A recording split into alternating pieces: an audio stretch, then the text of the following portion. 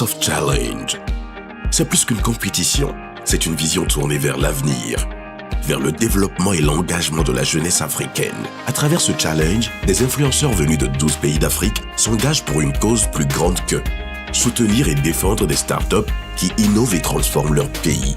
Chacun d'eux a choisi un projet, une idée, une solution et aujourd'hui, ils sont prêts à se battre pour la faire briller. Mais dans ce défi où conviction, créativité et impact feront la différence, qui réussira à convaincre? House of Challenge. Haïti est un pays au riche patrimoine culturel et historique. En 1804, après une lutte acharnée contre l'esclavage, Haïti est devenue la première république noire indépendante dans le monde. Nos ancêtres ont lutté pour la liberté, la dignité et la justice, et cet héritage continue d'inspirer le peuple haïtien.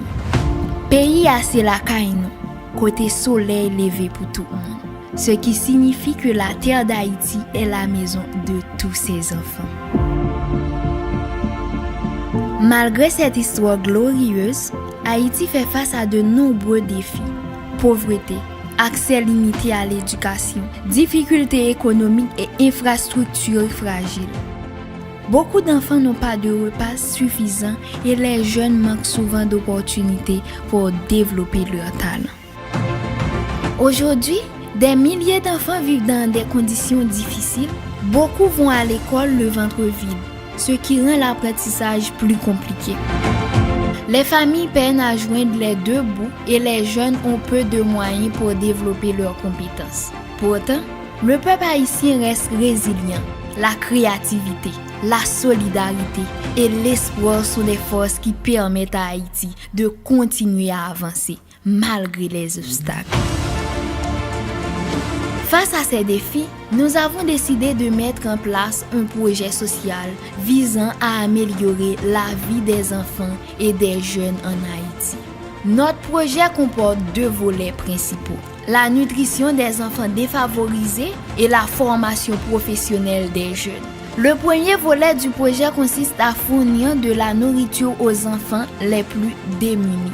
Chaque enfant a le droit de grandir en bonne santé et d'avoir les moyens de se concentrer sur son apprentissage. Nous distribuons des repas équilibrés dans plusieurs communautés, en nous assurant que chaque enfant reçoit un soutien régulier. L'objectif est clair: aider les enfants à s'épanouir, leur donner la force et l'énergie nécessaires pour étudier et rêver d'un meilleur avenir. Parce qu'un enfant qui mange bien a toutes les chances de réussir. Le deuxième volet concerne la formation professionnelle. Nous avons sélectionné 50 jeunes dans 5 départements d'Haïti pour leur enseigner la peinture et les arts visuels. Cette formation leur permet d'acquérir un métier, de développer leurs compétences et de gagner leur indépendance financière. Chaque jeune apprend non seulement la technique de la peinture, mais aussi comment créer, vendre et valoriser ses œuvres.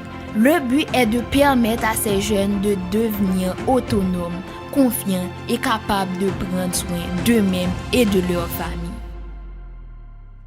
Ce projet offre plus qu'une compétence professionnelle. Il apporte dignité, espoir et perspective d'avenir pour la jeunesse haïtienne. Haïti a traversé de nombreuses épreuves, mais elle possède un potentiel immense. En aidant les enfants et les jeunes, en leur donnant nourriture, compétences et confiance, nous contribuons à bâtir un avenir meilleur pour le pays. Chaque enfant nourri, chaque jeune formé, chaque rêve soutenu est une pierre pour construire un Haïti fort et prospère. Ensemble, avec solidarité et action, nous pouvons changer des vies et offrir à Haïti un demain rempli d'espoir.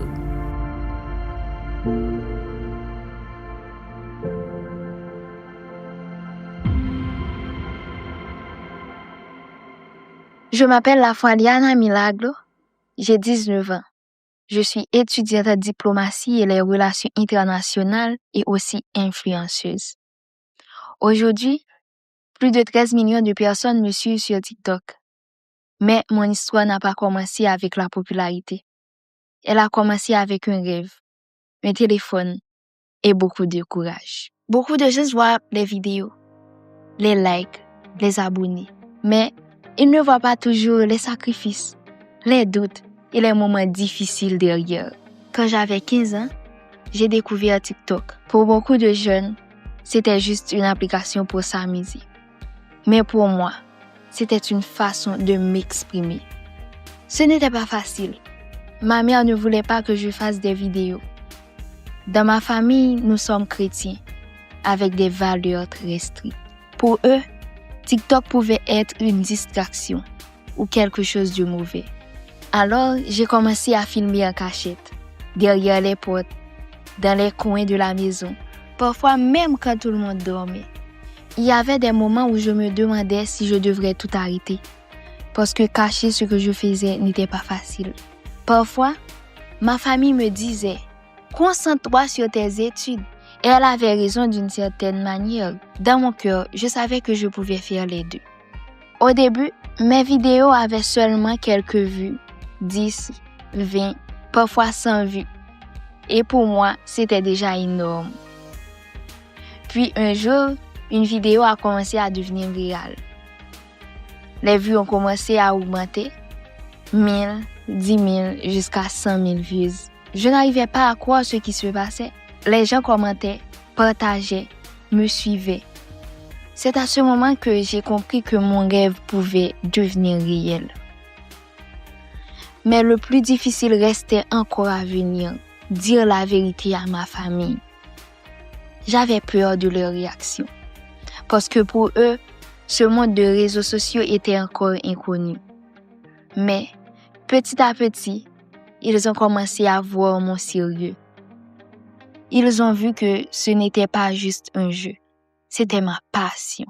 Aujourd'hui, j'ai 19 ans, je suis étudiante en diplomatie et relations internationales et sur TikTok, plus de 13 millions de personnes me suivent. Quand je regarde en arrière, je pense à cette fille de 15 ans cachée derrière une porte pour filmer une vidéo. Elle ne savait pas que son rêve allait toucher des millions de personnes. Mon histoire n'est pas seulement l'histoire d'une influenceuse. C'est l'histoire d'une jeune fille qui a appris à écouter son cœur. Parfois, les gens ne comprennent pas ton rêve au début.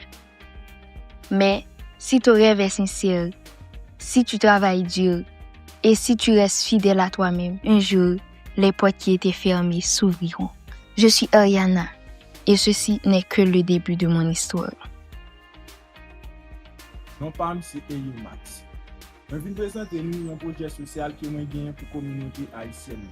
Un projet qui visait une former 200 jeunes dans le domaine artisanal, ça veut dire 50 jeunes par département. Côté tout, il y a bien des voies pour apprendre à fabriquer peinture et puis contingent pour venir sur le marché. Un projet qui a transformé la vie puisque centaines de familles. Côté qui, le projet ça la permet de gagner un moyen économique qui stable et puis pour aider les familles avec activité